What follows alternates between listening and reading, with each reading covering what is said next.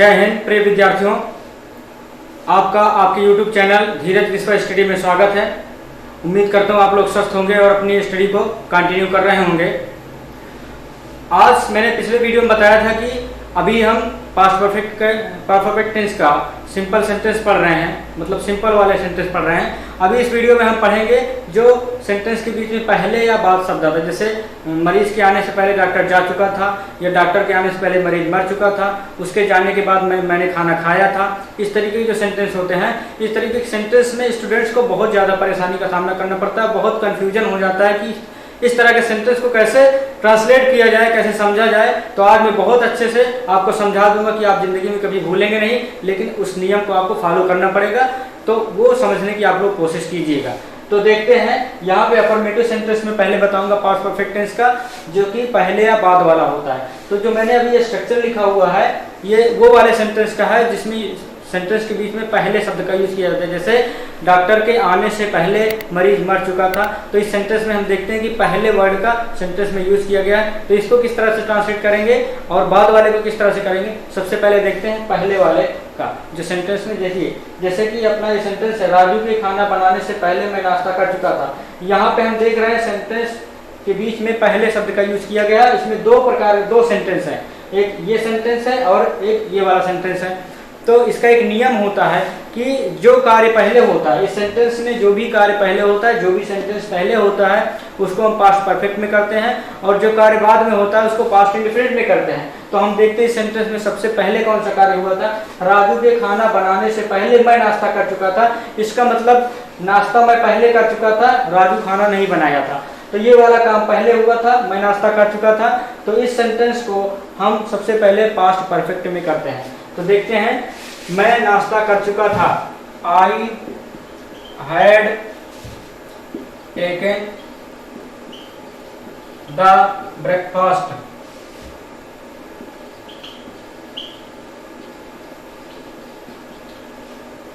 और एक चीज और आपको बताना था, एक बात, कि जब भी हम सेंटेंस को ट्रांसलेट करते हैं, हम यहाँ वाले सेंटेंस को सबसे पहले करते हैं।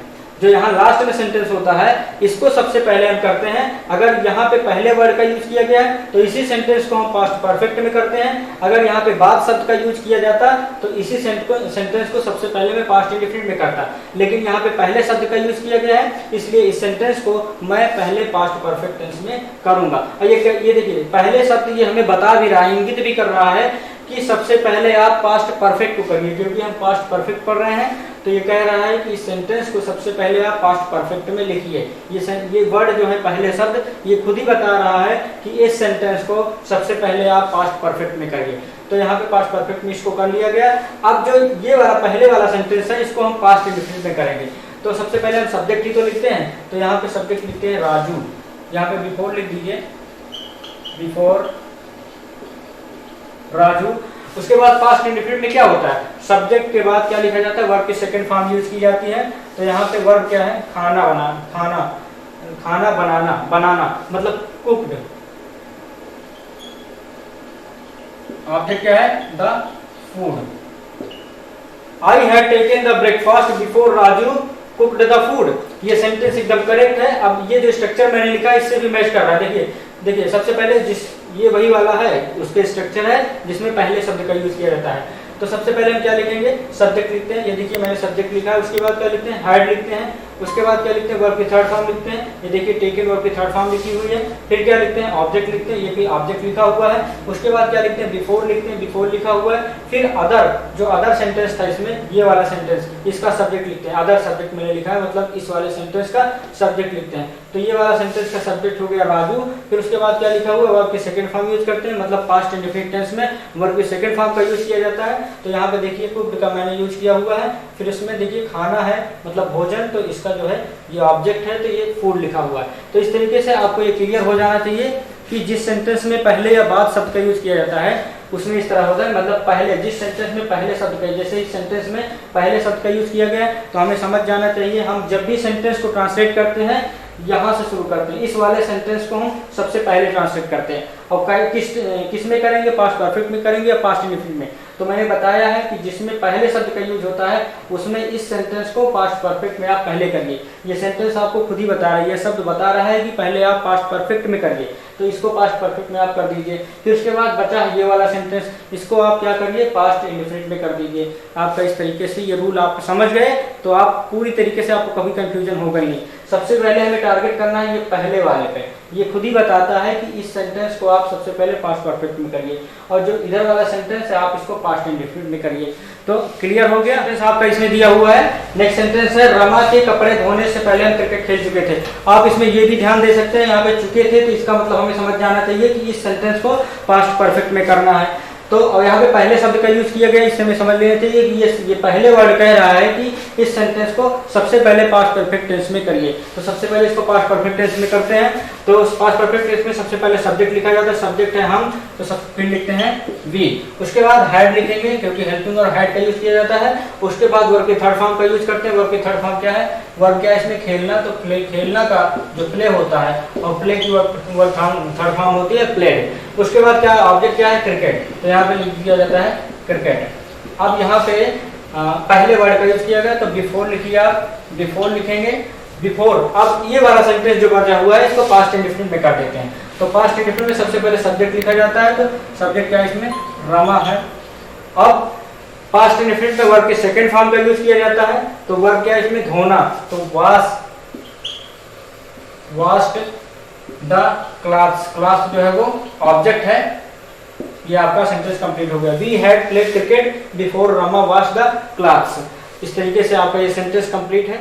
अब आपको बताएंगे हम जो सेंटेंस के बीच में बाद शब्द का यूज किया गया होता है, उस बाद शब्द के लिए क्या हम कैसे उसको ट्रांसलेट करते हैं, उस सेंटेंस का स्ट्रक्चर कैसा होगा। जैसे कि यहाँ पे सेंटेंस दिया हुआ है, राजू के ऑफिस आने के बाद श्याम घर गया था। अब देखिए पहले जो मैंने सेंटेंस बताया था उसमें पहले शब्द का यूज किया गया था, उसका जो स्ट्रक्चर था वो अलग था और उसको बनाने का रूल्स अलग था।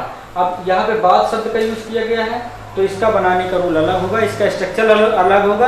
अब देखिए यहाँ पे बाद शब्द का यूज किया गया, इसका मतलब ये बता रहा है, ये इंगित कर रहा है कि पास्ट परफेक्ट टेंस को आप बाद में ट्रांसलेट करिए, सबसे पहले आप करिए पास्ट इंडेफिनिट को। लेकिन मैंने पहले भी बताया था कि सेंटेंस की शुरुआत जो ट्रांसलेशन का हम करते हैं वो यहाँ से करते हैं, इधर से ही करते हैं। तो देखिए सबसे पहले आप इसमें ये भी देख सकते हैं कि कौन सा काम बाद में हुआ था।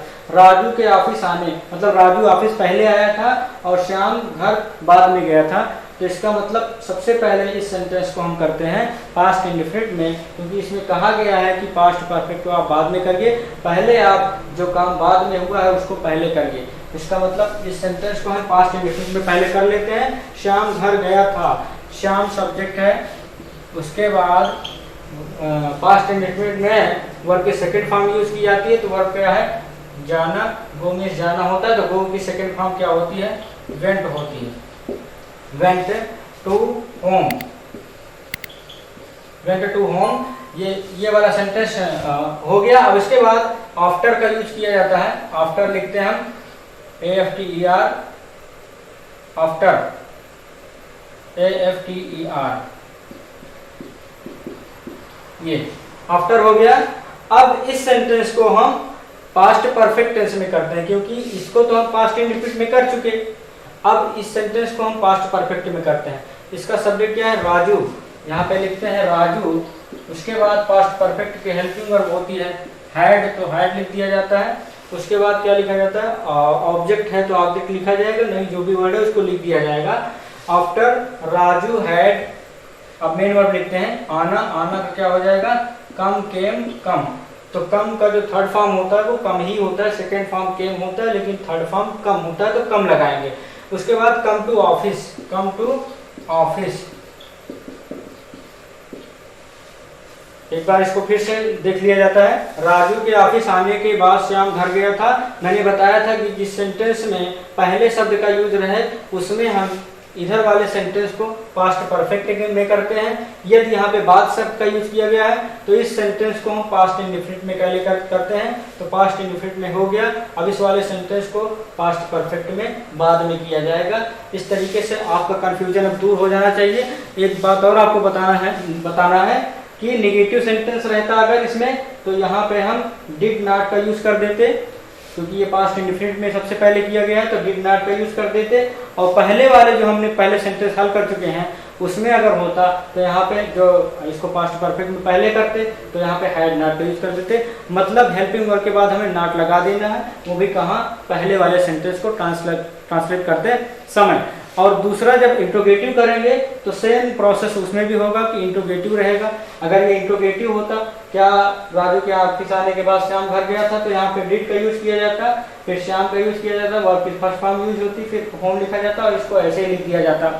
तो सेम प्रोसेस है, स्ट्रक्चर सेम होता है इंट्रोगेटिव का, बस केवल हेल्पिंग वर्ब जो है जैसा सेंटेंस रहता है उसके हिसाब से लगा दी जाती है। तो आपका ये कन्फ्यूजन दूर हो जाना चाहिए। यदि आपको कोई प्रॉब्लम लगती है तो वीडियो में आप देखिए, उसको बाद आप कमेंट कर सकते हैं। मैं अगर ज़्यादा से ज़्यादा कमेंट्स आएगा कि सर इसको फिर से समझाइए तो मैं फिर से समझा दूंगा। और इसी के साथ मैं आपसे रिक्वेस्ट करता हूँ कि प्लीज़, आपका ही चैनल है धीरज विश्वा स्टडी, आपके लिए ही बनाया गया है, तो आप इसको सब्सक्राइब करें और अधिक से अधिक लोगों को बोलें कि आप इसको सब्सक्राइब करके बेल आइकन प्रेस करके ऑल नोटिफिकेशन पर क्लिक कर दें, ताकि आपको जितनी भी वीडियोज़ मैं इसमें अपलोड करूं आपके पास उसका नोटिफिकेशन आ जाए।